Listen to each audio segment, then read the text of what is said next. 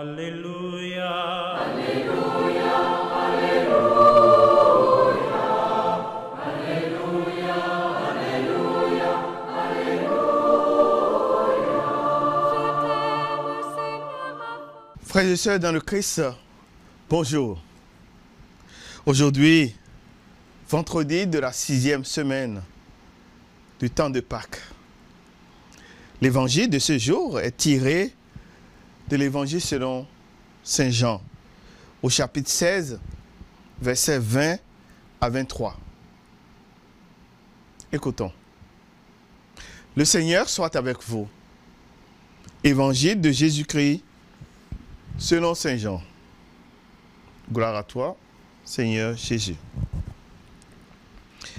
À l'heure où Jésus passait de ce monde à son Père, il disait à ses disciples, « Amen, amen, je vous le dis, vous allez pleurer et vous lamenter, tandis que le monde se réjouira.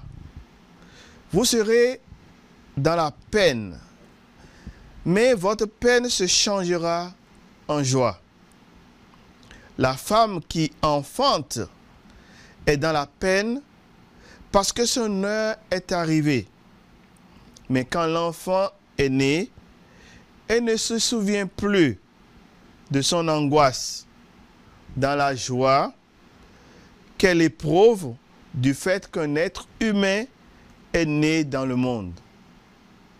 Vous aussi, maintenant, vous êtes dans la peine, mais je vous reverrai et votre cœur se réjouira et votre joie, personne ne vous l'enlèvera. En ce jour-là, vous n'aurez plus à m'interroger. » Acclamons la parole de Dieu. Louange à toi, Seigneur Jésus.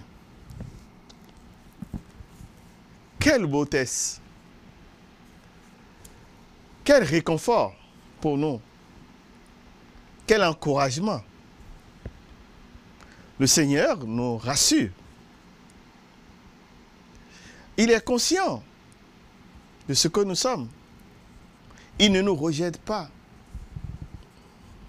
Il ne dramatise pas nos impressions et même nos ressentiments. Il ne nous condamne pas de notre sensibilité. Vous pleurez et vous allez pleurer pendant que le monde sera en train de se réjouir. Notre foi n'est pas une foi déconnectée de la réalité de notre vie et de ce que nous pouvons ressentir. Lui-même nous a déjà prévenu. Celui qui veut me suivre, qui porte sa croix et qui me suive. Jésus n'a pas fait de la publicité d'un monde sans souffrance, sans croix. Bien au contraire, nous pouvons ressentir la comparaison que lui-même fera. Si l'on fait cela du bois vert, qu'en sera-t-il du bois sec? Si le Christ, Dieu qu'il était, se fait homme dans la plénitude de l'être, à la ressemblance de Dieu, et qu'on le traite ainsi, qu'en sera-t-il de moi, de chacune et chacun de nous, qui sommes déjà fragiles, pécheurs, mais accepter d'aller avec le Christ, accepter d'accueillir l'amour du Christ, nécessite aussi une endurance. Et cette endurance est motivée.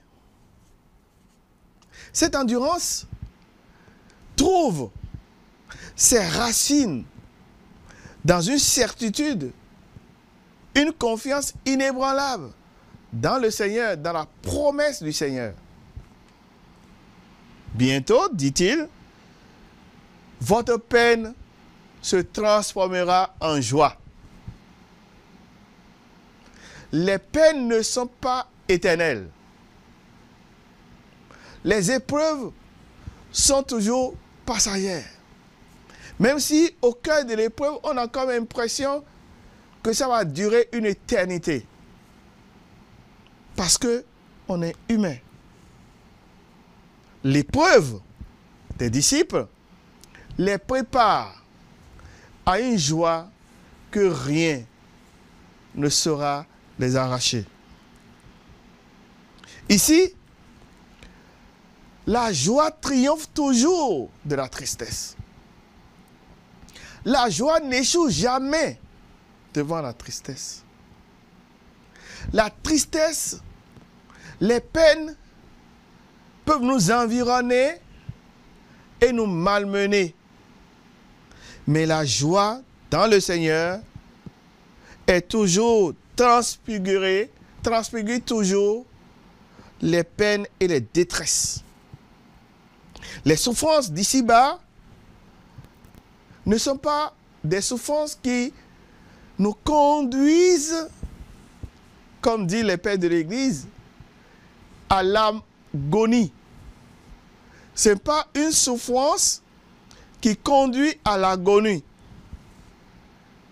Quand tu es trahi, quand tu es vilipendé, quand on te rejette, quand tu es exclu, quand tu es malade, quand tu as des difficultés, toutes ces souffrances qui sont réelles ne nous amènent pas à l'agonie. Cela veut dire, ne nous amènent pas à la mort, mais plutôt à la vie. Et c'est pour cela que la comparaison ici du Christ est importante. Notre souffrance est une douleur d'enfantement. Ce n'est pas une douleur d'anéantissement. Ce n'est pas une douleur d'agonie qui amène à la mort, à la finitude. Non. Notre souffrance est comparée à la douleur de l'enfantement. Quelque chose arrive et il y a un passage obligé. Ce passage obligé nous oblige. Je fais de la tautologie. Nous oblige à accueillir la souffrance du moment qui prépare à l'enfantement d'une joie éternelle. Que le Seigneur nous aide à vivre pleinement, aussi bien humainement notre souffrance, en l'accueillant comme une croix, qui n'est pas facile, en demandant le secours divin de nous porter à supporter, et que toutes nos souffrances soient en même temps une opportunité de joie, une opportunité pour grandir, une opportunité pour réaliser quelque chose de nouveau, une opportunité pour nous engager davantage, une opportunité pour réaffirmer notre adhésion totale et définitive à Dieu et à Dieu seul. La douleur est donc, en fin de compte, une douleur pascale. Une douleur qui est un passage vers le bonheur que le Seigneur réserve à ses amis. Vous aussi, dit l'Évangile, vous êtes dans la peine, mais je vous reverrai et votre peine se réjouira. Un rendez-vous ultime à la fin de notre pèlerinage sur la terre. Heureux soyons-nous que le Seigneur puisse nous faire retrouver les sentiers lumineux en disant: ceux qui sèment dans les larmes moissonneront dans la joie. Toi qui as semé dans les larmes, entre définitivement dans la joie de ton maître. Entre définitivement dans la joie éternelle. Je termine par cette petite exhortation à chacune et à chacun de vous. Et je ne voulais pas m'adresser à vous tous ensemble. Non. Je voudrais m'adresser à toi dans la situation où tu te trouves. Situation de détresse. Situation apparemment sans issue. Ta peine se transformera en joie. Tes épreuves seront transfigurées par la joie de Christ. C'est ma prière et c'est ma bénédiction pour toi, je veux dire, et pour tous. Que le Seigneur vous bénisse au nom du Père et du Fils et du Saint-Esprit avec joie. Soyez toujours dans la joie. Alléluia. Alléluia, Alléluia.